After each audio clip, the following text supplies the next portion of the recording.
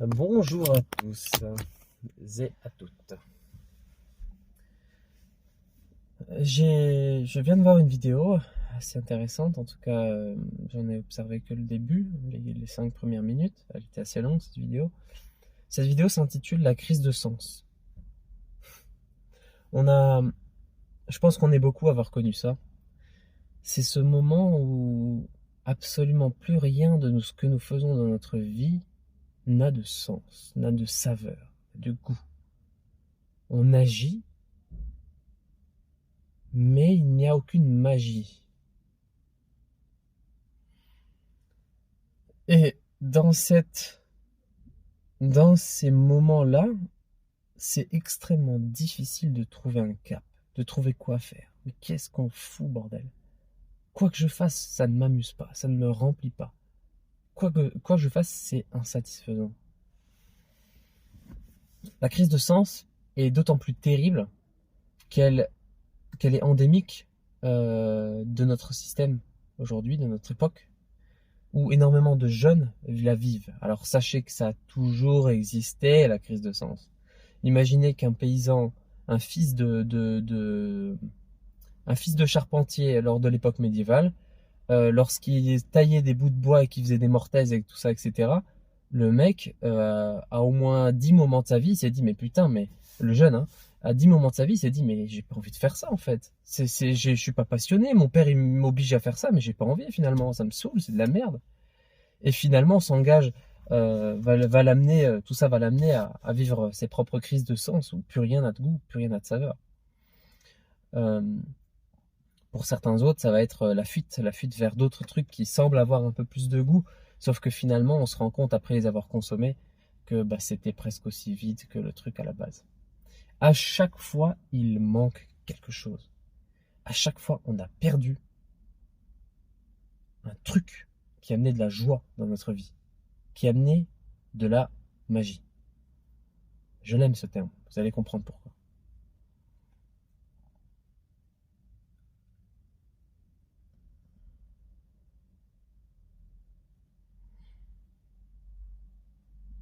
Maintenant, on doit comprendre, on doit voir ensemble ce que c'est que le sens.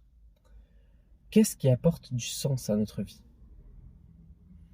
Alors, la chose évidente et importante, c'est que le sens qu'on donne à notre vie,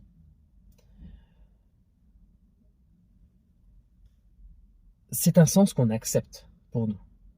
Exemple. Si je suis vegan, ce que je ne suis pas, pourtant moi je suis quasi végétarien, je suis ce qu'on appelle flexitarien, ça veut dire que je ne mange que la viande qu'on me propose et j'en achète pas. La quasi-totalité du temps, j'en achète pas. Ça peut m'arriver, avoir des exceptions, notamment quand je prépare à manger pour d'autres personnes. Euh, Tu vois, je suis végétarien et pourtant je porte une écharpe faite à base de 2 furets crevés. Regardez les petites pattes là. Ouh. Regarde, c'est juste un petit pied de nez aux véganes qui sont contre les produits animaux. Cette écharpe, je l'ai trouvée donc dans la maison d'une personne qui venait de décéder et dont les fils faisaient une brocante de tout ce qu'il y avait dans la maison. Et j'ai trouvé cet objet vraiment symbolique de l'époque où, où c'était l'insouciance, tu vois, les 30 glorieuses, l'après-guerre, où les femmes pouvaient porter ce genre d'écharpe, qui est juste 2 furets crevés et recousus au niveau de la tête pour faire une écharpe. Bref. Donc je disais qu'il manque quelque chose pour qu'il y ait de la joie dans la vie des gens qui sont dans cette crise de sens. Et, euh, et, euh, et donc mon exemple c'était, t'as beau être vegan, au bout d'un certain moment, tu défends ta cause animale qui au début te conduit, te drive, c'est-à-dire que c'est ça qui va apporter du sens à ta vie et t'es content quand L214 va dans un abattoir pour foutre le bordel, tu vois. Sauf que c'est pas ça, sauf qu'au bout d'un certain moment, après 5 ans de véganisme, 3 ans, 2 ans, ça dépend combien de temps, quelle est votre endurance, quelle est votre psyché, est-ce que vous êtes plutôt genre à rester longtemps dans quelque chose ou pas. Euh, et ben, même ça, même cette quête végane, elle va vous paraître insensée. Vous aurez vu tous les points positifs de cette quête végane et vous aurez vu aussi tous les arguments contre et qui se tiennent. Comme par exemple un homme ou une femme qui est capable de tuer un animal de sang-froid, pourquoi ne pourrait-elle pas le manger finalement? C'est-à-dire qu'en fait on dédramatise l'idée même de la mort. Euh, Bonne chance si tu es vegan pour parler de ça. Parce que là c'est un tabou, hein. Ce que je viens de dire pour un vegan c'est un tabou ultime. La mort c'est attention, surtout si la chose en question dispose d'un système nerveux qui ressemble au nôtre, alors là, oh, putain, la mort c'est interdit, hein. Non, c'est pas comme ça que ça marche. C'est pas comme ça que ça marche. La vie, c'est aussi un, un fait tragique où tout se mange. Mais c'est beau aussi d'une certaine manière. Tout se mange, tout s'équilibre par le fait de bouffer quelque chose d'autre. On se digère, autant physiquement qu'énergétiquement. Lorsqu'une personne vient en colère et décharge ses émotions sur toi, si t'es pas capable de digérer ses émotions, tu vas mal le vivre. Tu vas te sentir comme une merde juste après qu'on t'ait dit que telle chose sur la vie de quelqu'un d'autre. Pourtant, enfin, voilà. Donc, notre capacité de digestion, elle est sur tous les domaines parce qu'en fait, on ne fait que s'alimenter comme ça a lieu dans la nature d'une manière naturelle. Regardez dans la mer, tout se bouffe. Un poisson mange un autre, qui mange un autre, qui mange un autre, jusqu'à ce qu'on arrive aux baleines et aux requins qui, tu vois, ça fait que se bouffer tout le temps et c'est tragique quand on regarde ça, mais en même temps, c'est la vie. Et c'est peut-être beau aussi, parce que ça s'équilibre. Euh, les véganes ont un terrible déni de ce que je viens de dire. Mais c'est qu'un exemple pour vous dire qu'en réalité, on en arrive à la finalité de nos objectifs de vie assez rapidement lorsque ces objectifs de vie sont basés sur quelque chose d'extérieur à nous. Et là, on sait vraiment la première clé qui fait, la première clé pour sortir d'une crise de sens. Le véganisme, ça reste se battre pour quelque chose qui a lieu à l'extérieur de nous. Sauf que ça ne peut pas marcher comme ça. Si on se bat pour des choses qui ont lieu à l'extérieur de nous, on ne se reconnecte jamais à ce qu'il y a au fond de nous. Or, on ne peut pas trouver de sens à notre vie tant qu'on laisse une majorité des parties de nous de côté. Parce que c'est ce qu'il y a en nous qui va provoquer notre joie. C'est ce qu'il y a en nous qui va nous donner du vrai sens. Ce qui est catégorique, ce qui est obligatoire pour sortir d'une crise de sens, c'est de se reconnecter au plus profond de soi, retrouver ce qu'on a vraiment envie, ce qu'on a vraiment aimé. Et une des premières clés que je vais vous donner, c'est d'observer ce que vous aimiez lorsque vous étiez enfant. Moi, j'étais enfant, j'aimais l'archéologie, j'aimais la psychologie, et j'aimais les mathématiques. Et bien aujourd'hui, cet amour des mathématiques, il s'est transmis en amour de la science. Cet amour de la psychologie s'est transmis en tout ce que je fais aujourd'hui. De la spiritualité, de la psychanalyse, de l'ésotérisme et de la magie, au sens... Enfin, c'est très bien, on va en rester là. Etc. C'est de l'archéologie, j'ai fait 2 ans de géologie, régulièrement je vais dans la nature juste pour l'observer. Et, donc je retrouve ces choses de mon enfance et ça donne un peu du sens à ma vie. Je dis bien un peu parce que ça suffit pas. Après, deuxième clé pour sortir de cette crise de sens, c'est de comprendre que chacune de nos émotions a raison, quoi qu'il arrive. Nos émotions n'ont jamais tort. Lorsqu'une émotion arrive, elle est systématiquement là, elle existe, parce qu'en nous, il y a une partie de nous qui ne veut pas accepter l'énergie qui circule. Donc il s'agit d'expliquer maintenant le concept de prana ou d'énergie, mais en gros on va faire très simple. En toute chose, dans l'air, dans les murs, dans les gens, dans toute chose vivante, il y a une énergie. Il y a de l'énergie. On l'appelle le chi, on l'appelle le prana, on l'appelle la force dans Star Wars, euh, etc. Cette énergie-là, elle circule.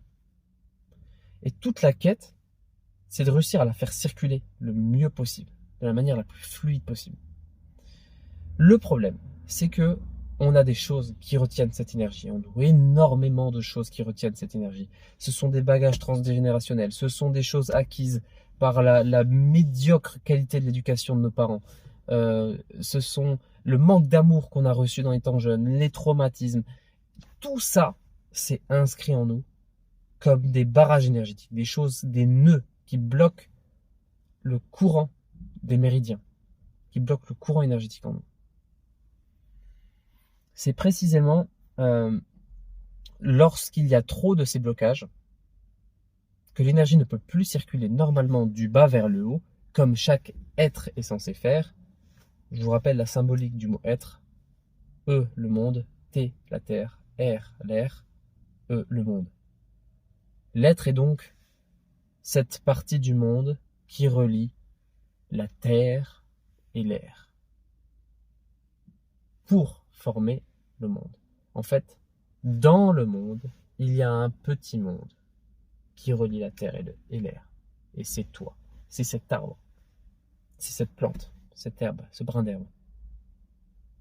Nous sommes quelque chose de vivant reliant la terre et l'air. Un monde dans un monde reliant la terre et l'air. Voilà. Ça veut dire qu'il y a un échange d'énergie entre la terre et l'air. On a besoin de mettre nos pieds dans ce gazon-là qui est à côté de moi. On a besoin de s'ancrer dans ce gazon. On a besoin d'envoyer vraiment notre tête vers le haut, d'avoir une posture droite pour aller chercher les sagesses du haut. Et c'est notre rôle dans la vie. Si on n'est plus capable de faire ça, on va arriver dans cette crise de sens. En tout cas, c'est un des grands trucs qui peut nous arriver. Un des grands malaises, mal-être.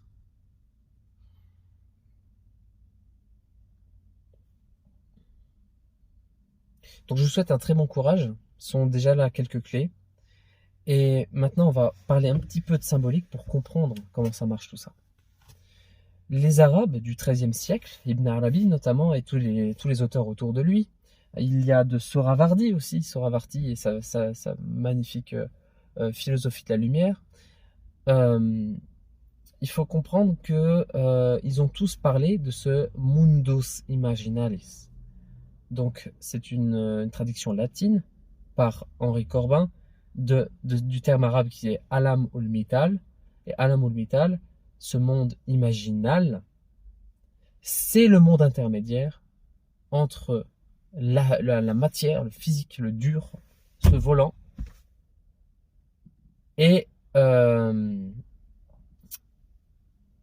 ciel, là où existe toute l'intelligence et les concepts, et tant d'autres choses finalement. Réussir à faire l'amour entre cette matérialité et cet esprit ne dépend que de comment vous avez géré ce monde intermédiaire et cette âme. Cette âme est ce qu'il vit dans ce monde intermédiaire. Elle a ses propres envies. Elle a ses propres problèmes. Et tout ça va se manifester par une certaine gestion de vos émotions. Les émotions sont le capteur principal pour comprendre ce que votre âme est en train de vivre à l'instant T. Donc lorsqu'une émotion arrive, vous devez impérativement, quelle que soit l'émotion, triste ou joyeuse, horrible à vivre, ou trop agréable, quelle que soit l'émotion, vous devez vous plonger dedans, rentrer les deux pieds dedans, en gardant l'espoir que c'est en rentrant dedans que vous allez comprendre son message, et ainsi potentiellement faire disparaître sa potentie, je ne sais même pas comment on dit ça en français, en vous, son impact en vous.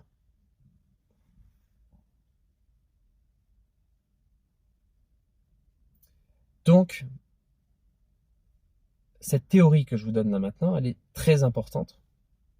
Et c'est la dernière clé de cette vidéo. C'est de comprendre qu'il y a lieu en vous, donc ce monde imaginal,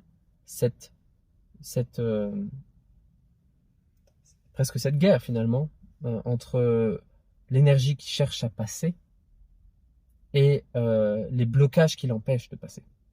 Parce que ce qui est dit d'ailleurs autant chez les chrétiens qu'en islam, c'est assez marrant, c'est aime Dieu et Dieu t'aimera. C'est-à-dire que d'une certaine manière, Dieu t'aime quoi qu'il arrive, sauf que c'est juste toi, ta capacité à l'accepter, à l'aimer, qui va lui permettre à lui de t'aimer plus fort. Parce que si tu ne l'aimes pas, eh ben, il pourra pas t'aimer en fait. Il pourra pas te submerger d'amour alors que tu n'es pas capable de son amour. Donc tu as vraiment un rôle à jouer pour trouver ce que tu aimes au plus profond de toi et pour écouter chacune de tes émotions comme des capteurs, comme ce qui va te permettre d'être toi au plus profond et au plus fort. Donc lorsqu'une crise arrive, rentre dedans à pieds joints, il n'y a pas de souci. Pleure toute ta race. Mais dis-toi aussi, au fond, que c'est pour un bien et que tu seras beaucoup mieux après. Après, il y aurait énormément de choses à dire pour se remettre donc de toute crise. Sortir d'un féminin de trop de passivité, sortir de trop d'activité. Mais ça, ce sera pour d'autres vidéos. Donc, je vous remercie de votre écoute. Et je tiens à répéter ce terme que j'ai dit 2 fois, mais on dit jamais 203. Ce qui rend la vie agréable, ce qui rend la vie belle, finalement, c'est sa magie. Et en fait, comprendre la magie de la vie, c'est en fait simplement comprendre que ce qui agit au travers de ce corps, c'est moi. Et moi, ce n'est pas les blocages. Ce ne sont pas des blocages. Ce ne sont pas un ensemble de blocages. A couple of blocages. Ce ne sont pas tous ces blocages qui empêchent à l'énergie de passer qui font ce que je suis. Finalement, ce n'est pas l'âme. Ce n'est pas mon âme qui fait ce que je suis. Mais c'est l'énergie qui circule dans mon corps et qui vivifie le corps et qui est bloquée par l'âme, par ses obstacles, par Shaitan, Satan, l'obstacle. L'obstacle vit en notre âme. Satan vit en notre âme. Et comprendre que nous ne sommes pas cet obstacle, nous ne sommes pas ce qui nous empêche d'être vivants et joyeux et heureux, eh bien c'est comprendre que nous ne agissons pas dans la vie, mais nous sommes agis par l'énergie. Nous sommes agis par ce prana, par ce chi. D'une certaine manière, cette énergie, magie. Voilà pourquoi j'aime autant ce terme. Il recèle tellement de secrets. Bien à vous. Et j'aurais beaucoup d'autres secrets aussi à dire à propos de la magie. Mais bon, une autre vidéo encore une fois. Plein de bonnes choses. Prenez soin de vous.